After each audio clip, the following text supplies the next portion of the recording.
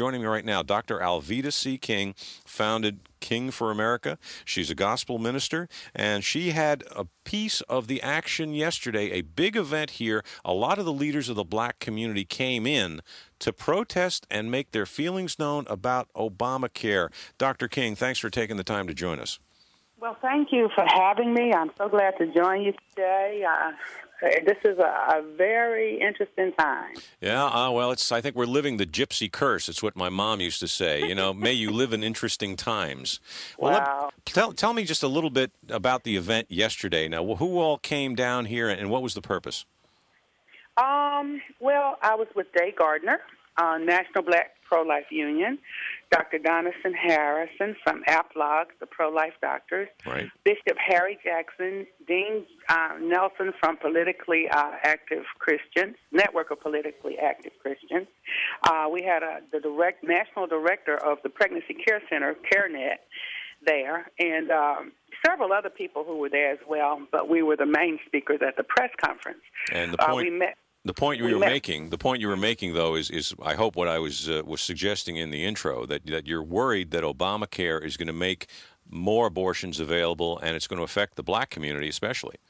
Well, historically, and what we've discovered, we've got a good film that supports our argument called MAFA, MAAFA 21, and you can find that at MAFA21.com, that abortion is genocide is driven by the eugenics movement, and the effort being to reduce or eliminate as much as possible the African-American population.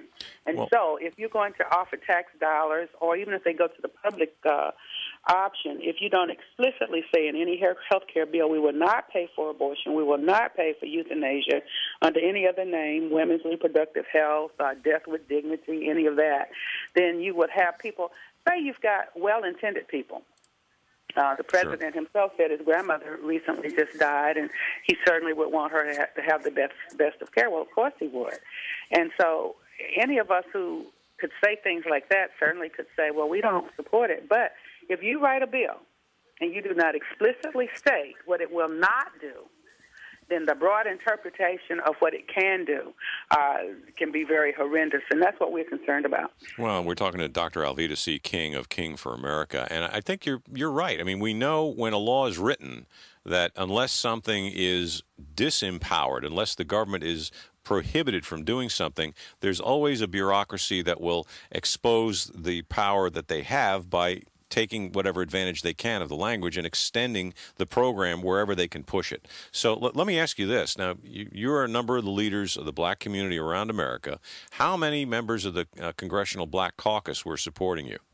Well, we did have some interns from various offices, perhaps including members of the Congressional Black Caucus, but and I have been on a panel with the Congressional Black Caucus before, talking about reparations and how eugenics and genocide belong to any reparations discussion, and to let the people who really did the eugenics, who funded the eugenics and the genocide, that's who needs to do the reparations, not the taxpayers. Yeah, all right, but let's stick to the point here. I mean, as I understand it, you know, all of the members of the Congressional Black Caucus, I mean, people like John Conyers and so forth, I mean, these guys are some of the most strident supporters of Obamacare.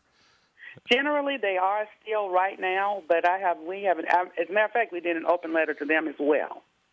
And I will be following up, and some of us will be going on some congressional visits and seeing what we can do about that. So I don't consider that to be a hopeless cause. Right now, Really? They are standing with Obamacare. Yeah, right now they are. Well, let me just ask you this. I mean, I have not seen any flexibility from any of these people, and it's not just the Congressional Black Caucus, but any of the hardcore liberal members of the House of Representatives, from, you know, whether you're talking about Nancy Pelosi or Steny Hoyer or John Conyers. It seems to me there's no flexibility there. And now we have the government, the President Obama and his congressional leaders are saying they're going to go it alone.